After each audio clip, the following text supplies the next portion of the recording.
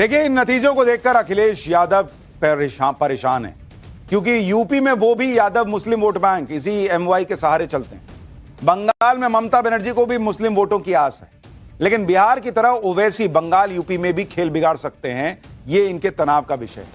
आप देखिए ओवैसी ने बिहार में क्या किया। बिहार में मुस्लिम बहुल सीमांचल में इंडी गठबंधन को बड़ा झटका लगा ओवैसी की वजह से। अगर आप देखेंगे ओवैसी फैक्टर, जरा इसको समझिए क्यों ओवैसी जो है, ओवैसी फैक्टर को अगर आप समझेंगे कि अगर यही यूपी और बंगाल में हुआ तो कितना नुकसान होगा अखिलेश और ममता बनर्जी को। सीमांचल में अगर आप देखेंगे, जहां मुस्लिम बहुल इलाका है, कुल सीट जो है वो सीमांचल के अंदर कुल सीट है 24। एनडीए इसमें से जीत गई कितनी? 14 सीट, यानी पिछली बार से भी 2 का गेन है। और वोट शेयर जो है, वोट प्रतिशत, वो एनडीए का रहा है ऑलमोस्ट 41.35% सीमांचल का। आपको बता रहा हूं, पिछले बार से ऑलमोस्ट 3% ज्यादा। इंडी वाले जो हैं उनकी सीटें सीमांचल में घट गई, वो जो है 5 सीट पर आ गए -2, और उनका वोट शेयर भी 3% गिर गया। -3% वोट शेयर इनका वहां पर दिखा है। और ओवैसी को अगर आप देखिएगा, AIMIM, वो 5 सीट जीत गए बॉस, और ऑलमोस्ट 2% के करीब उनका वोट शेयर है। तो कांग्रेस या इंडी वालों का 34.9% ही वोट प्रतिशत रहा। तो इसलिए अगर आप देखेंगे सीमांचल में ओवैसी की एंट्री से इंडी गठबंधन के मुस्लिम वोट के बिखरने की तस्वीर है। इसका नतीजा यह हुआ कि इंडी गठबंधन की सीटें घट गई, वोट शेयर घट गया। दूसरी तरफ इंडी गठबंधन और ओवैसी की लड़ाई का फायदा एनडीए को मिल गया। अब इन लोगों की प्रॉब्लम यह है कि अगर मुस्लिम मुस्लिम नहीं करते हैं तो मुसलमान ओवैसी की तरफ चला जा रहा है, अगर मुस्लिम मुस्लिम करते हैं तो हिंदू वोट कंसोलिडेट होकर मोदी की तरफ चला जा रहा है। अब इनको समझ ही में नहीं आ रहा कि मुस्लिम मुस्लिम करना है कि मुस्लिम मुस्लिम नहीं करना है। मुस्लिम बहुल सीमांचल में एनडीए का वोट प्रतिशत बढ़ गया है, सीटें बढ़ गई हैं। ओवैसी ने पिछली बार की तरह 5 सीटें जीती हैं, और यह बड़ी बात इसलिए है क्योंकि पिछली बार जो ओवैसी के 5 विधायक जीते थे उसमें 4 ने पाला बदल दिया था। उसके बावजूद ओवैसी का बिहार में 5 सीट जीतना बड़ी बात है। अब जब मुस्लिम बहुल इलाकों में भी महागठबंधन को करारी शिकस्त मिली है तो AIMIM ने इसके लिए तेजस्वी यादव को जिम्मेदार ठहराया। तेजस्वी ने प्रचार के दौरान एक पॉडकास्ट में ओवैसी को एक्सट्रीमिस्ट कह दिया था, जिसे ओवैसी ने सभी मुसलमानों का अपमान बताया था। सुनिए तेजस्वी ने ओवैसी पर क्या कहा था और उसे ओवैसी ने कैसे लपक कर मुद्दा बनाया और खेल पलट दिया। यानी बिहार में जो हुआ है उसका इंपैक्ट यूपी से लेकर बंगाल तक दिखने वाला है, इसकी चर्चा हो रही है। बिहार में जबरदस्त जीत के बाद आज प्रधानमंत्री नरेंद्र मोदी बीजेपी के हेडक्वार्टर पर पहुंचे। वहां पर उनका जबरदस्त स्वागत हुआ और नरेंद्र मोदी ने वहां पर जबरदस्त स्पीच भी दी, जिसमें कांग्रेस की तो क्लास लगाई ही, दूसरे इंडी गठबंधन की पार्टियों की में भी खलबली मचा दी। उसके बारे में आपको आगे विस्तार से दिखाऊंगा, लेकिन पहले देखिए कि नरेंद्र मोदी आज जब बीजेपी के हेडक्वार्टर गए तो कैसे गमछा लहरा रहे थे। ऐसा नहीं है कि चुनाव में कर दिया भूल गए, उन्होंने वो जो बिहारी स्टाइल है गमछा लहराने का, कि देखो भाई बिहार में गर्दा उड़ा दिए, वो वाला हिसाब आज नजर आया। नरेंद्र मोदी ने आते ही कह दिया कि बिहार में आज गर्दा उड़ा दिए। और ये नरेंद्र मोदी का स्टाइल है, वो समझते हैं कि जेनजी कैसे कनेक्ट होता है, जहां चुनाव लड़ रहे हैं उससे कैसे कनेक्ट होना है, वहां की भाषा क्या है, वहां की लिंगो क्या है। राहुल गांधी तो है हवाई मामला, उनके बारे में आगे बताऊंगा। लेकिन आप देखिए नरेंद्र मोदी बहुत दिनों से चुप थे, वोट चोरी की बात सुन रहे थे, नरेंद्र सरेंडर की बात सुन रहे थे। आज जब बिहार का रिजल्ट आया और उसमें राहुल गांधी बाकी सब बह गए, दिख नहीं रहे हैं, तब नरेंद्र मोदी ने चुन चुन के जवाब दिया और ऐसी क्लास लगाई कि कांग्रेस और इंडी गठबंधन के कान से धुआं फेंक दिया होगा। नरेंद्र मोदी ने राहुल गांधी को बता दिया कि जेनजी करने से जेनजी साथ नहीं आता है। बिहार के युवाओं ने राहुल गांधी पे भरोसा नहीं किया, मोदी पे भरोसा किया है। पीएम मोदी ने वोट चोरी का राग गाने वाले राहुल गांधी को बता दिया कि चुनाव विजन से जीते जाते हैं, नेगेटिव पॉलिटिक्स से वोट नहीं पड़ता है। पीएम मोदी ने विपक्ष के वोट चोरी के आरोपों की यह कहकर हवा निकाल दी कि विपक्ष ने एक भी रीपोलिंग की अपील नहीं की। पीएम मोदी ने राहुल गांधी को भी चेता दिया कि ऐसा ही चला तो फिर से कांग्रेस में विभाजन हो जाएगा। उन्होंने ममता बनर्जी को भी वार्निंग दे दी कि बंगाल में भी जंगल राज को उखाड़ फेंकेंगे। सुनिए वोट चोरी चिल्लाने वाले विपक्ष को आज नरेंद्र मोदी ने कैसे इस जीत के बाद तगड़ा जवाब दिया। कांग्रेस की राजनीति का आधार अब सिर्फ और सिर्फ नेगेटिव पॉलिटिक्स हो गया है। कभी चौकीदार चोर है का नारा, संसद का समय बर्बाद करना, हर इंस्टीट्यूशन को अटैक करना, कभी ईवीएम पर सवाल, कभी चुनाव आयोग को गाली, कभी वोट चोरी का मनगढ़ंत झूठा आरोप। देश के बजाय देश के दुश्मनों के एजेंडे को आगे लाना। कांग्रेस के पास देश के लिए कोई पॉजिटिव विजन नहीं है। यही नेगेटिव पॉलिटिक्स है कि राहुल गांधी ने कांग्रेस को तो डुबाया ही, वो इंडी गठबंधन को भी डुबा चुके हैं। और यह बात राहुल गांधी की कांग्रेस पार्टी और कांग्रेस के साथी जितना जल्दी समझ लेंगे, एक आदमी होता है कि जो छुए सोना कर देता है। राहुल गांधी में गजब का हुनर है, वो जो छूते हैं उसको कूड़ा कर देते हैं। तो जो इस बात को जितना जल्दी समझेगा, राहुल गांधी से दूर रहेगा, कांग्रेस पार्टी की इस नेगेटिव पॉलिटिक्स से दूर होगा, वो शायद कमबैक कर पाएगा। आप बिहार में इनका स्ट्राइक रेट देख लीजिए और नरेंद्र मोदी नीतीश कुमार का स्ट्राइक रेट देख लीजिए, आपको मामला ही समझ में आ जाएगा। जैसे अगर मैं आपको बिहार की बात बताऊं कि बिहार में क्या हुआ, आपको पूरा गणित और केमिस्ट्री दोनों समझाऊंगा अगर आप स्ट्राइक रेट देखिए, क्योंकि इसी स्ट्राइक रेट में कहानी दर्ज है बॉस कि बिहार में असल में हुआ क्या है। इसको जरा आप देखिए। अगर आप देखेंगे चुनाव लड़ा कितनी सीट पर, जीता कितना, और अगर स्ट्राइक रेट देखेंगे जैसे होता है कि भाई कितने बॉल पे रन बनाए, उसका हिसाब अगर आप देखेंगे तो बीजेपी कितने सीट पर चुनाव लड़ी। बीजेपी जो है वो चुनाव लड़ी 101 सीट पर, ठीक है, और बीजेपी जीती कितना सीट, 90 सीट जीती है बॉस। तो ऑलमोस्ट 89% का स्ट्राइक रेट है।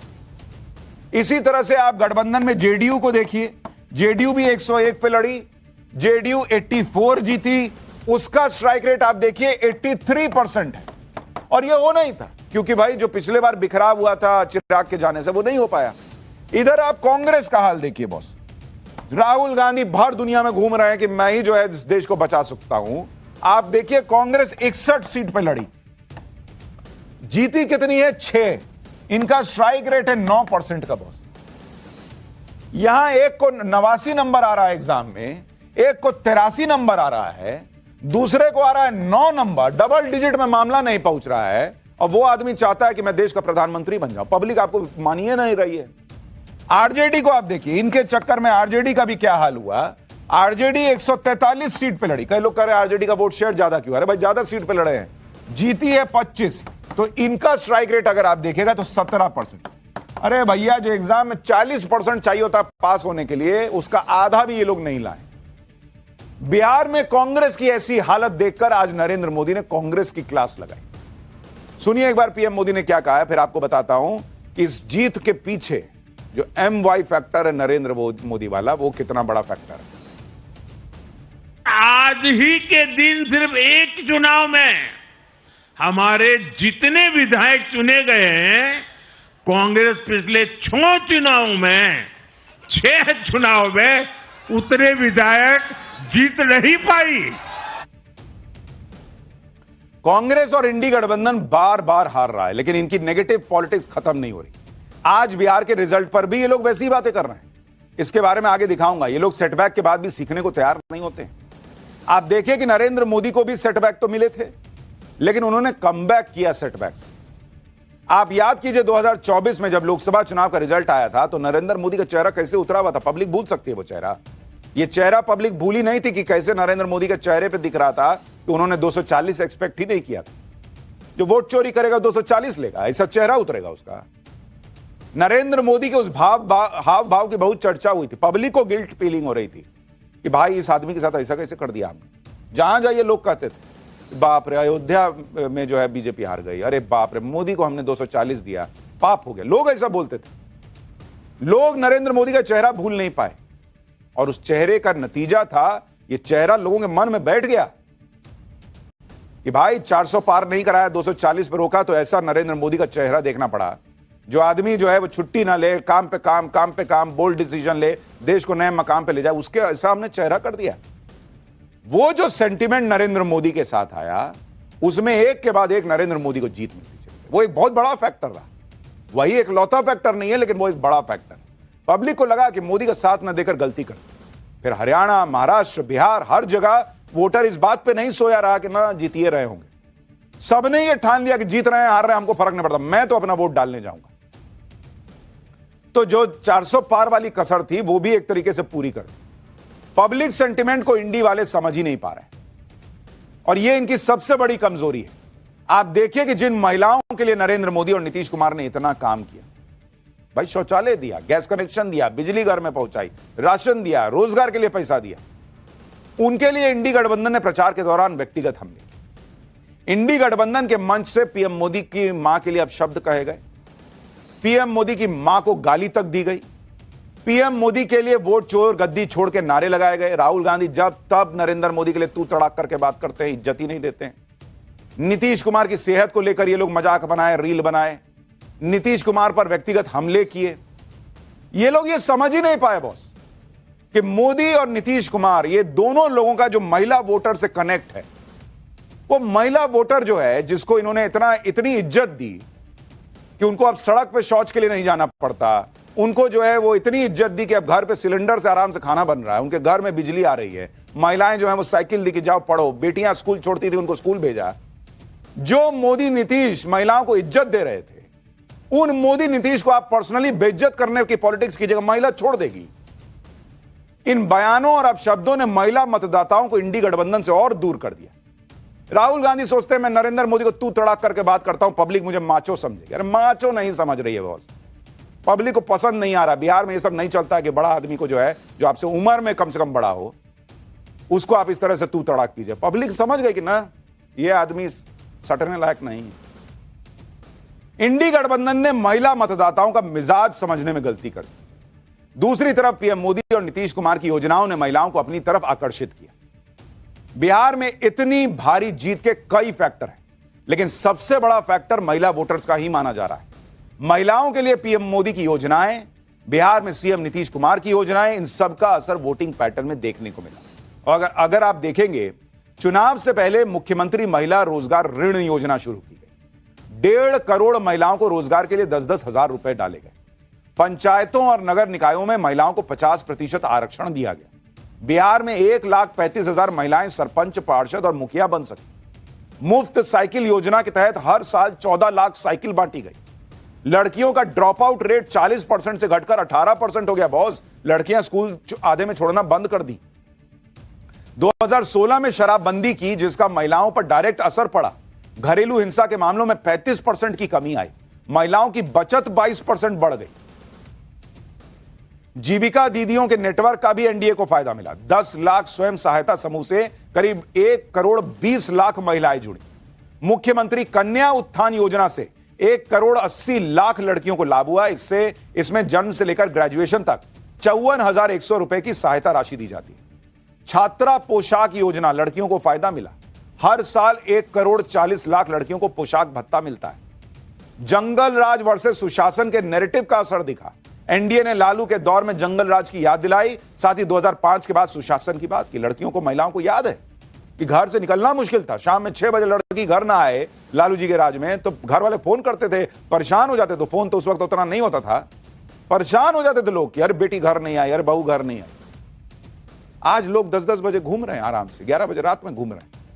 पब्लिक भूल जाएगी। तो वो महिलाओं का कनेक्ट था। और इसीलिए अगर आप देखेंगे, पूरा खेल अगर इस चुनाव में इस मैसिव विक्ट्री के पीछे कोई है तो महिला वोटर है। जो नरेंद्र मोदी कह रहे हैं ना, नरेंद्र मोदी ने 2 बात, उन्होंने जो कहा कि भाई आरजेडी का MY क्या था। आरजेडी का MY का मतलब होता था M से मुस्लिम और Y से यादव। नरेंद्र मोदी ने कहा कि तुम अपना MY रखो। मोदी का MY क्या है बॉस? मोदी का MY, मोदी ने कहा कि M से महिला और Y से यूथ। मैं तो भैया इस पे फोकस करूंगा। और उसमें M देखिए कि इनका मुसलमान भी इनसे छिटक गया, अभी आगे दिखाऊंगा। लेकिन मोदी के लिए जो M फैक्टर है महिलाओं वाला, आप देखिए क्या हुआ है। बिहार में वोटिंग देखिए, बिहार में जो वोटिंग हुई, अगर उसको आप करीब से समझिएगा कि महिलाओं ने कैसे इस मैसिव जीत के पीछे भूमिका निभाई। पुरुष वोट कितना पड़ा? पुरुष वोट पड़ा 62.8%। 62.8%। महिला वोट पड़ा इस बार के चुनाव में, वो पड़ा ऑलमोस्ट 72% के आसपास, 71.6%।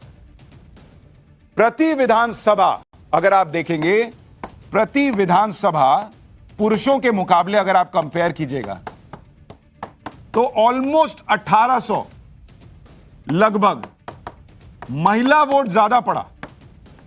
महिला वोट हर कॉन्स्टिट्यूएंसी में 1800 वोट पुरुषों के मुकाबले ज्यादा पड़ा, हर कॉन्स्टिट्यूएंसी का आपको बता रहा हूं। पीएम मोदी के नाम पर महिला मतदाताओं ने एक तरफा एनडीए को वोट किया, और यही 2005 और 2010 के चुनाव का डिफरेंस था। 2010 में एनडीए मैसिव जीता था, तब भी ऑलमोस्ट 10% महिला वोट बढ़ गया था उस चुनाव में 2005 के मुकाबले।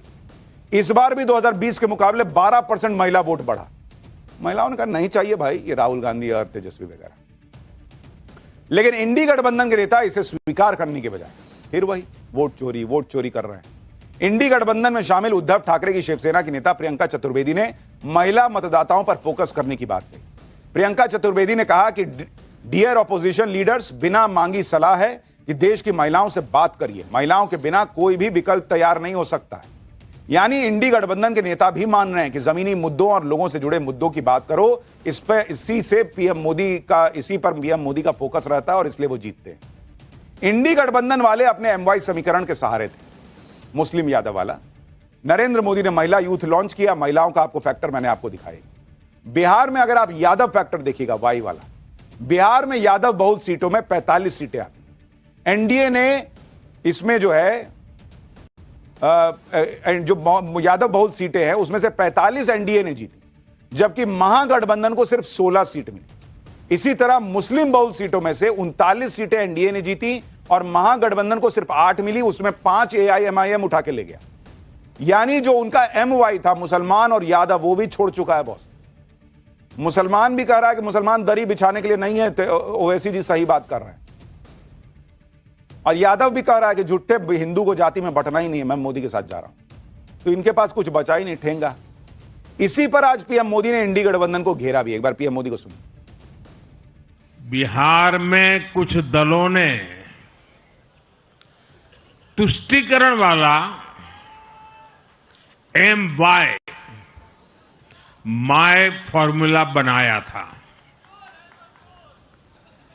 पर आज की इस जीत ने एक नया सकारात्मक MY माय फॉर्मूला दिया है, और ये है महिला और यूथ।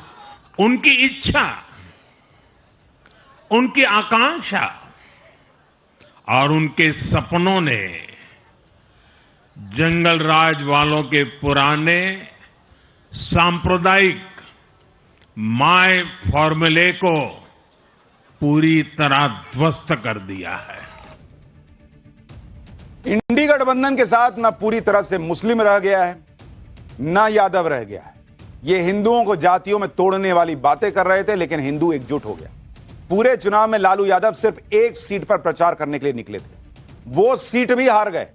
दानापुर की सीट थी जहां आरजेडी के रीतलाल यादव 90,744 वोट पा पाए और बीजेपी के रामकृपाल यादव से हार गए, जिनको 1,19,877 वोट मिले। यानी रामकृपाल यादव बीजेपी के ऑलमोस्ट 29,133 वोट से जीत गए।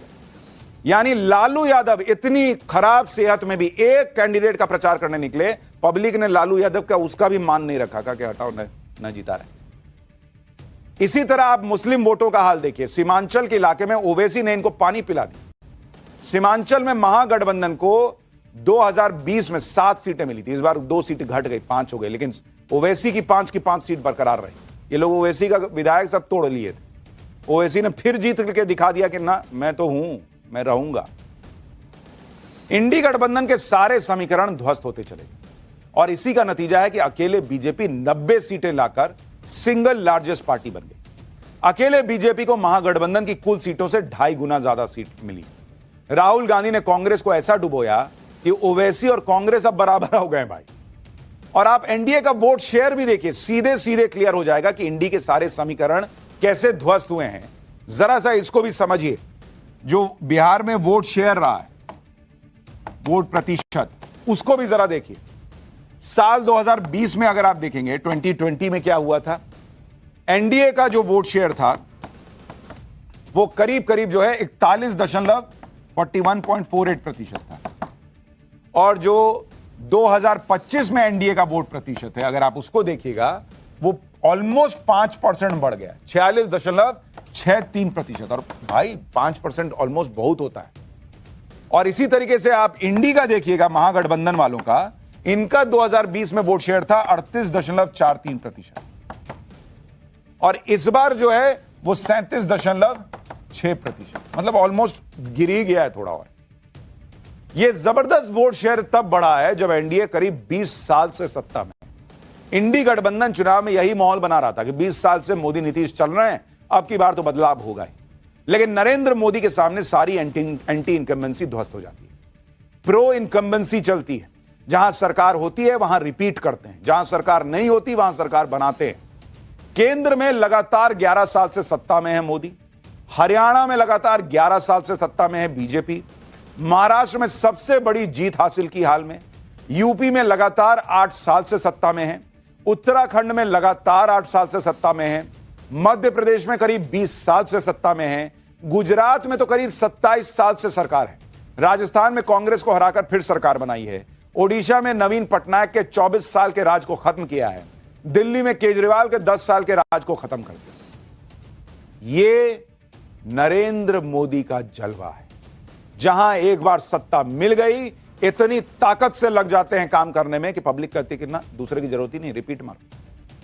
इधर नरेंद्र मोदी ने बिहार में डबल सेंचुरी ठोकी, उधर राहुल गांधी बिहार का अलग रिकॉर्ड बनाए बैठे हैं बॉस। राहुल गांधी पीछे थोड़ी है, अब उनका रिकॉर्ड थोड़ा खराब वाला है, लेकिन है तो रिकॉर्ड तो बना रहे हैं। भाई अलायंस वाले कहेंगे और उनके इकोसिस्टम वाले लोग कहेंगे कि राहुल जी ने रिकॉर्ड बनाए ना। राहुल चुनाव हराए 2004 के बाद, कितने चुनाव हरा चुके हैं? 95 बॉस, 95 चुनाव राहुल गांधी हरा चुके हैं। अपने आप में ऐतिहासिक है। चुनाव कैसे हराना है अगर आपको सीखना हो तो राहुल गांधी से क्लास लीजिए। 2014 से 2024 के बीच में 62 विधानसभा चुनाव हराए हैं। 62 विधानसभा चुनाव हुए और उसमें से कांग्रेस पार्टी जो है वो 47 हारी, 47 हार गई। ये है राहुल गांधी का ट्रैक रिकॉर्ड। तो इनका लोगों के जीत का स्ट्राइक रेट निकलता है, राहुल गांधी का हार का अगर आप स्ट्राइक रेट निकालिएगा तो गजब का परफॉर्मेंस है, हराने का हुनर है इनके पास। ऑलमोस्ट 76% का स्ट्राइक रेट है इनका। मतलब अगर आपको ऐसा हो कि नहीं ये तो हम चुनाव जीत रहे हैं, हारे कैसे, एक फोन लगाइए राहुल गांधी, आओगे हराओगे। इसी तरीके से आप देखिएगा 2024 के लोकसभा चुनाव और उसके बाद हुए विधानसभा चुनाव। 2024 के बाद अगर आप देखेंगे, दोनों मिला दीजिए, लोकसभा और विधानसभा, राहुल गांधी चेहरा बने, लेकिन 2024 लोकसभा चुनाव के बाद विधानसभा चुनाव जितने हुए उसमें भी नहीं जिता पाए। 6 चुनाव हुए, 6 चुनाव, उसमें 4 राज्य, दिल्ली, महाराष्ट्र, हरियाणा, बिहार, वो वहां पर 4 में एनडीए जीता और 2 में इंडी जीता। उसमें भी राहुल गांधी का कोई बहुत अद्भुत कंट्रीब्यूशन नहीं है, वहां भी कांग्रेस खराब ही परफॉर्म की। झारखंड में जेएमएम की वजह से जीत गए, जम्मू कश्मीर में उमर अब्दुल्ला की पार्टी की वजह से जीत गए। जिन 2 राज्यों में इंडी गठबंधन जीती वहां भी कांग्रेस ने कोई धमाका नहीं किया था। यानी राहुल गांधी का परफॉर्मेंस का कंसिस्टेंसी है बॉस। मोदी की कंसिस्टेंसी है जीत, राहुल गांधी की कंसिस्टेंसी है हार। मोदी के जिस पॉकेट में डालिए जीत निकलती है, राहुल गांधी की जिस पॉकेट में डालिए हार निकलती है। बिहार के नतीजों में बीजेपी और कांग्रेस में यह बड़ा फर्क इसलिए है क्योंकि बीजेपी के पास नरेंद्र मोदी जैसा मजबूत चेहरा है, नेतृत्व है। मोदी का स्ट्राइक रेट अगर आप बिहार में देखेंगे, नरेंद्र मोदी ने जहां जहां रैली की वहां एनडीए ने विपक्ष को काफी पीछे छोड़ दिया। बिहार में नरेंद्र मोदी ने 14 रैलियां की, 1 रोड शो किया और पीएम मोदी की जीत, इन इलाकों में जीत दिलाने का स्ट्राइक रेट 80% का रहा। दूसरी तरफ राहुल गांधी के प्रचार से ना कांग्रेस को फायदा हुआ ना इंडी गठबंधन को। राहुल गांधी ने 10 रैलियां की, 9 सीट पर कांग्रेस और इंडी गठबंधन हार गए। For more of such videos, do like, share and subscribe to ET Now Swadesh.